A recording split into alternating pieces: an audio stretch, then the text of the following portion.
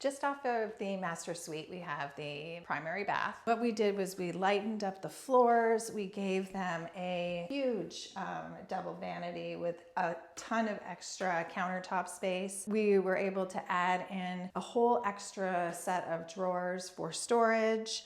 This is a beautiful quartz countertop, easy for maintenance, especially with makeup and hairsprays. Another thing that we did was adding this light fixture, which is very light and airy. The client already had this beautiful tub, so we wanted to sort of restore it and keep it in here.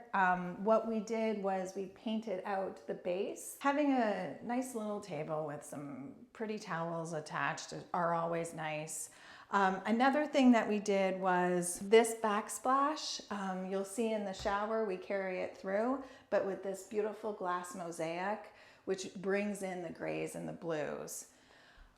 Another thing that is really convenient and something that I really do think is super beneficial for any master bath is having a medicine cabinet.